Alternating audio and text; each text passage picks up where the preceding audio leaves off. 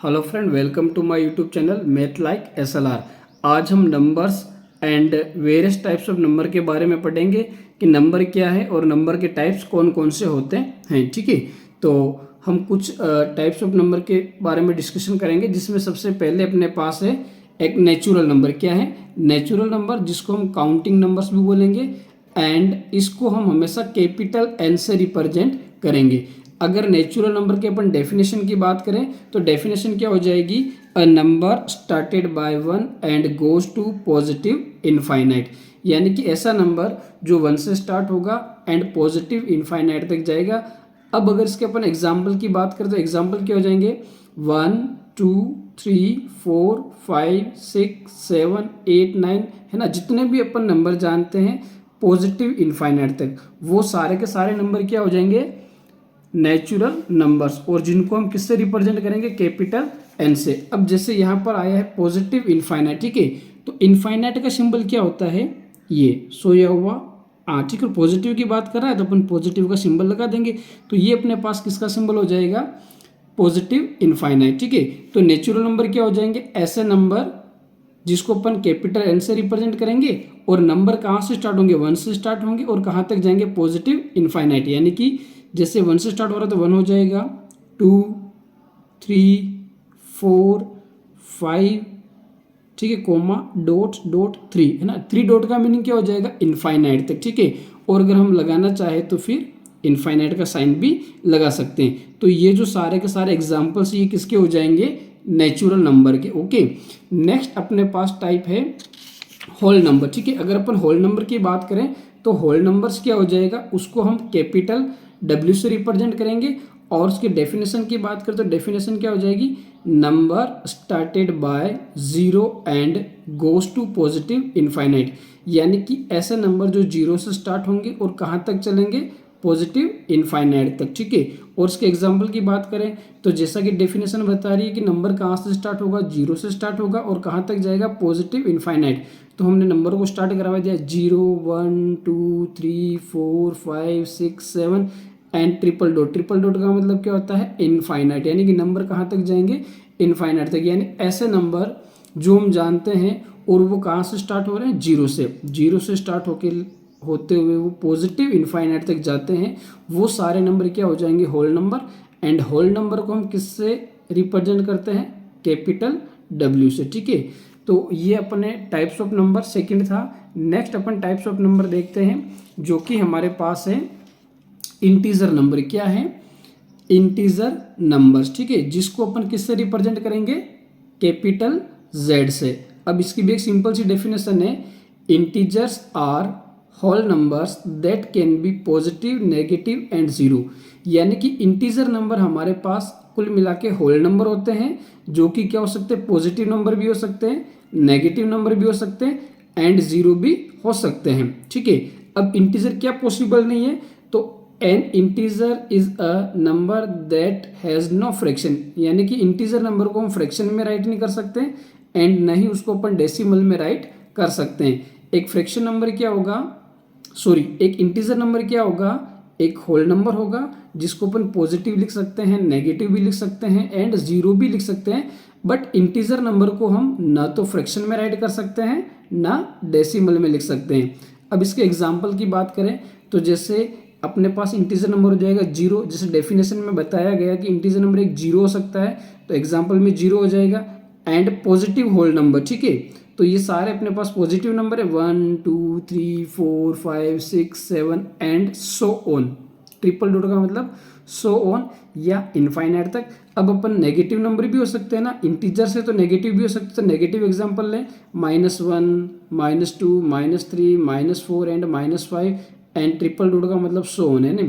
Negative infinite तक ले सकते हैं, पॉजिटिव इनफाइनाइट तक ले सकते हैं। ठीक है, तो ऐसे नंबर्स जो कि होल नंबर होंगे, बट वो साथ में पॉजिटिव भी होंगे, नेगेटिव भी होंगे और जीरो भी होंगे। बट इंटीजर क्या होंगे? कभी भी फ्रैक्शन में नहीं होंगे, यानी कि अपॉन में नहीं होंगे, 1/2 11/2। ठीक है, और नहीं इंटीजर नंबर डेसिमल में होंगे। यानी कि एक सबसे बेस्ट एग्जाम्पल्स होता है इंटीजर्स नंबर को रिप्रेजेंट करने का। आपने नंबर लाइन का नाम सुना होगा। ठीक है, नंबर लाइन क्या होती है? ऐसी लाइन जिसके ऊपर अपन नंबर को रिप्रेजेंट करते हैं, जिसके मिड में जीरो रखते हैं राइट हैंड साइड में पॉजिटिव नंबर +1 +2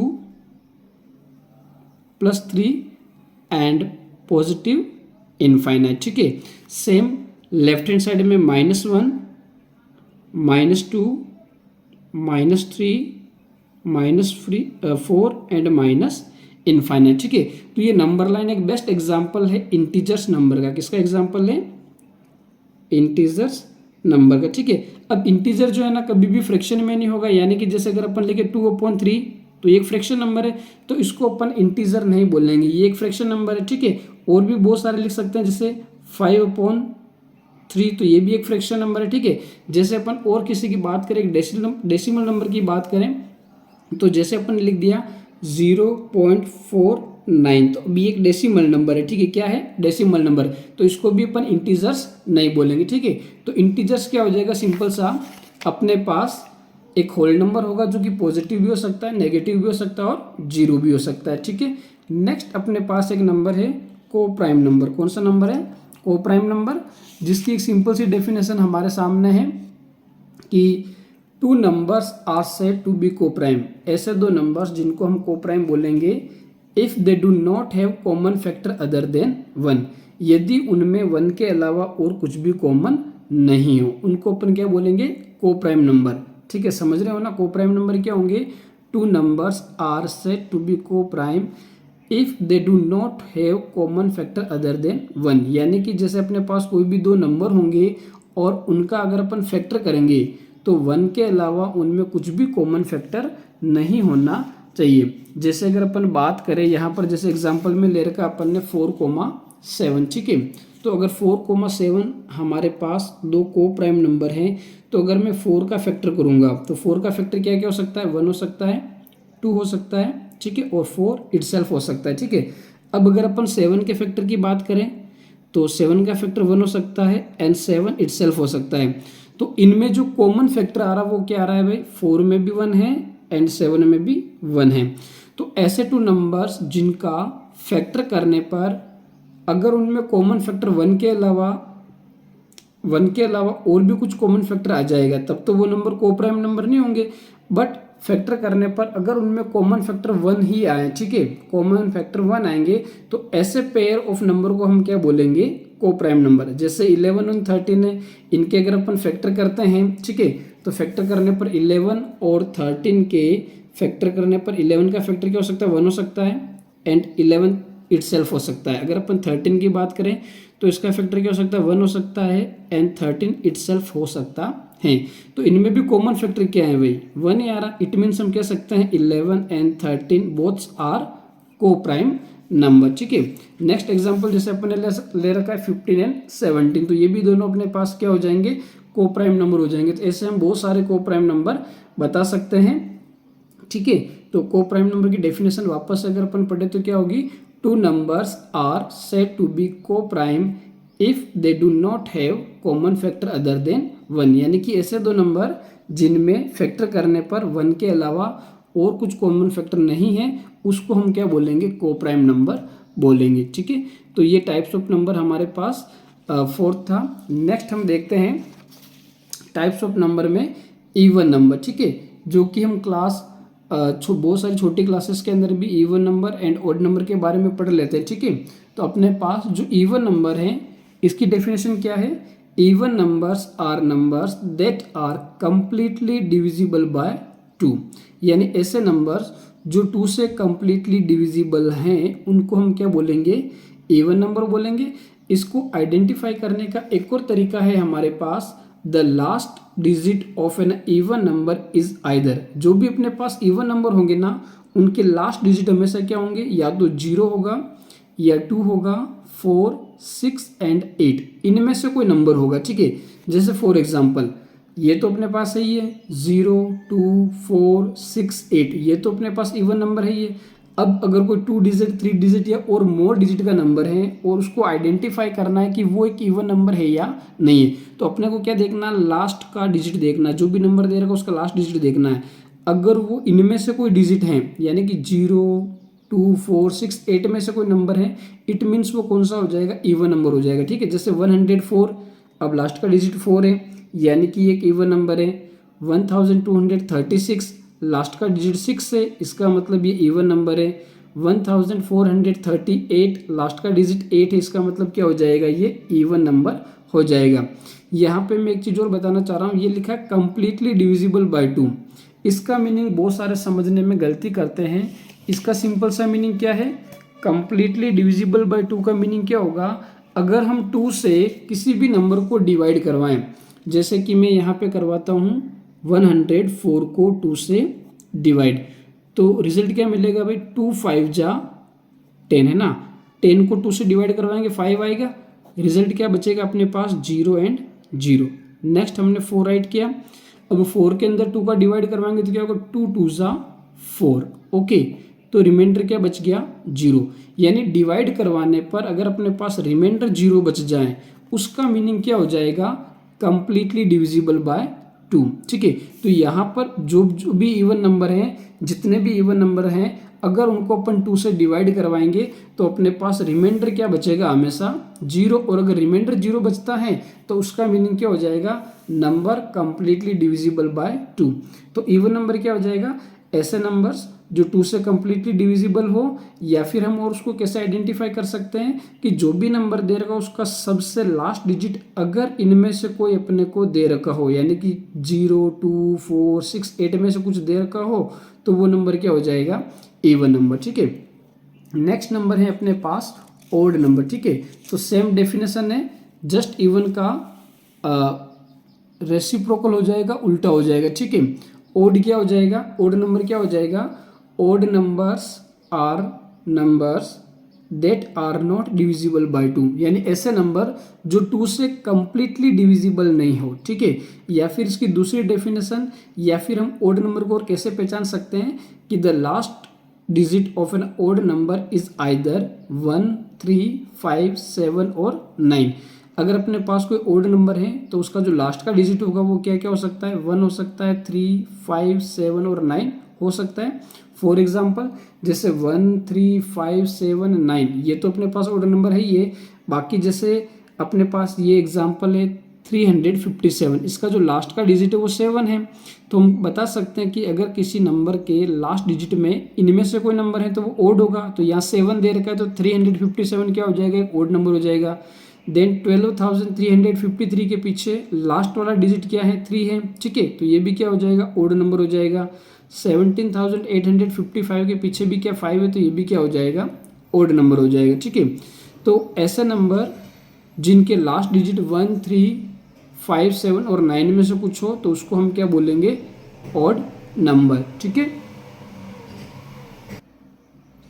नेक्स्ट नंबर अपने पास है प्राइम नंबर्स। ठीक है, प्राइम नंबर्स क्या होगा, यह एक इंपॉर्टेंट नंबर भी है। ठीक है, prime numbers are natural numbers that are divisible by only 1 and number itself, यानी कि प्राइम नंबर ऐसा नंबर होगा जो या तो 1 से डिविजिबल होगा या नंबर इटसेल्फ यानी खुद से ही डिवाइड होगा। ओके, इसकी एक दूसरी डेफिनेशन भी अपन दे सकते हैं, prime numbers are have exactly 2 factors 1 and number itself, यानी जो प्राइम नंबर होगा अगर हम उनका प्राइम फैक्टर करेंगे तो अपने को हमेशा क्या मिलेगा, 1 एंड नंबर इटसेल्फ, यानी कि जो भी नंबर है अगर हम उसका फैक्टर करेंगे, जनरली हम उसका फैक्टर करेंगे तो अपने को क्या मिलेगा, या तो फैक्टर में हमेशा 1 मिलेगा या नंबर इटसेल्फ। फॉर एग्जाम्पल जैसे प्राइम नंबर के एग्जाम्पल्स की बात करें तो एग्जाम्पल्स क्या है, 2 3 5 7 11 13 17 19 23 29 एंड एसेट्रा एसेट्रा। ठीक है, यानी बहुत सारे एग्जाम्पल्स हो सकते हैं प्राइम नंबर्स के, जिसमें से कुछ एग्जाम्पल हमने देखे हैं।